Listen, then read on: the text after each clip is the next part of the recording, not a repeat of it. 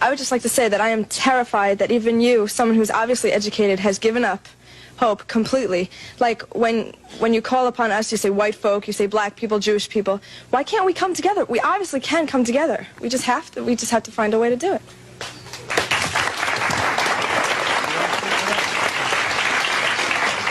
The desire is good, but the reality is the total opposite of your desire. And unfortunately, as a young lady, you are not in the position of power to make the decisions to make America work.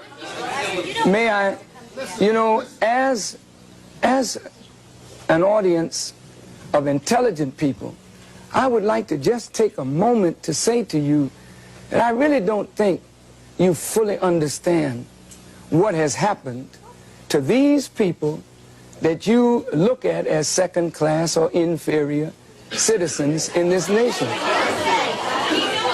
Black people who were brought to this country were stripped of their names, language, culture, religion, God, and taken totally away from the history of themselves. Here are 30 million people who don't wear their own names, they wear your names. Who don't speak their own language, they speak English, which is not their language.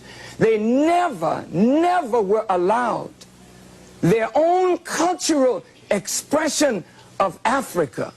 Don't you realize that when you turn a people upside down and inside out, then sell them not for a day, not for a year, but for 300 years, and deny us the human right to know, to read a book, to learn, to understand, and then after 300 years of that, you allow us into the church, but by that time you've painted Jesus white, God white, the angels white, and then all these black people have been subjected to a form of white supremacy, which produces in the reverse a black inferiority. And this is fulfilling what Jesus said, as a man thinketh, so is he. And as long as our people think the way they think, we will never be able to do what we as a people should do to correct our condition. Over here, please.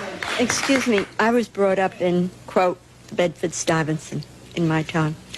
But I would like to say what scares us is I think we hear violence. The young lady said she's afraid of violence. And isn't it sad that we who have been the victims of so much violence, now whites fear violence from us? We do not have a history of killing white people. White people have a history of killing us. See? And what you fear, may I say this, sir?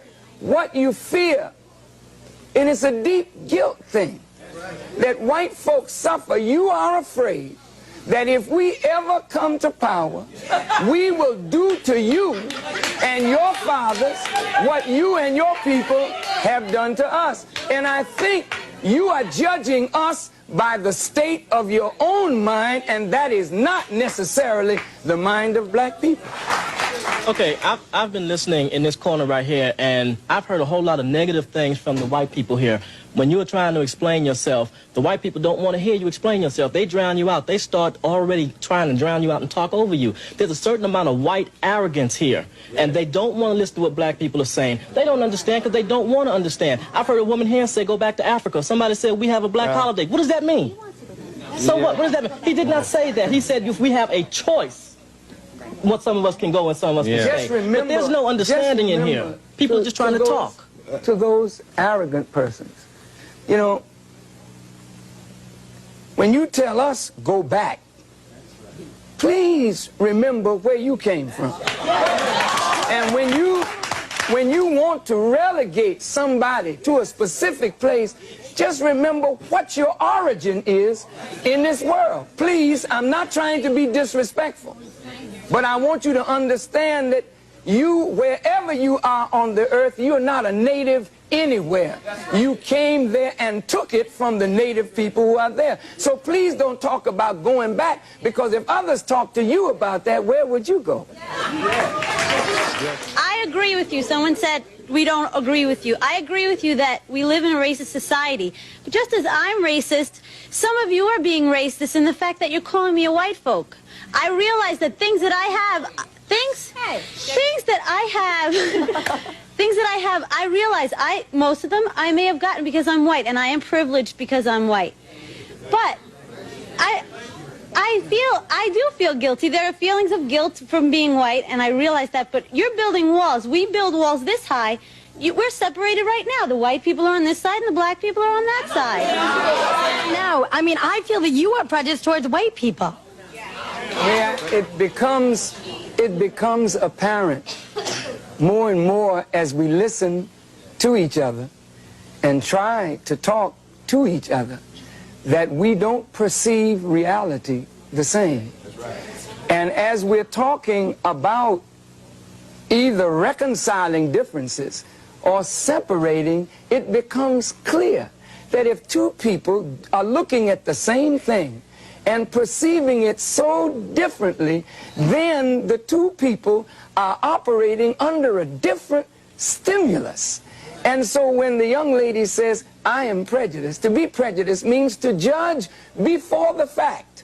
After 400 years of living and experiencing, we're not prejudiced. We are looking at the reality of what we have suffered and continue to suffer. Are you there? Yeah. Don't we need to begin with education, begin with rewriting the textbooks in America to tell the truth about blacks and whites in America in context? Yes, yes. Please, please, for 1 second. Yes. That's what I wanted to, Minister Farrakhan, the education system. Our children right now are being miseducated. What can we do so that we can inform our children, educate our children? And it's sad because white folks don't know anything about black history. And it's pathetic that white folks have to wait till February to find out that we were slaves. I would like us to speak to what are we going to do to improve the education of this whole society, which have cheated them from our true heritage. May I respond? I said in the first segment it was a crime of omission as well as a crime of commission. And that crime has affected both white and black. White folk have been made to believe that the history of civilization begins in Egypt and that Egypt was a white civilization. And that many whites have been made to believe that black folk were just in the jungles of Africa running around with no clothes on and never contributed anything to the advancement of civilization, while at the same time there are masons and shriners. Some of your parents are shriners and masons, and they put on the fez of the Muslim people, and what they're studying is the true history of the black people of this earth. I think if the proper education were given to black and white, we could come away with a healthy respect one for the other. I want to clear this, that I don't think black people disrespect the tremendous accomplishments that white folk have made.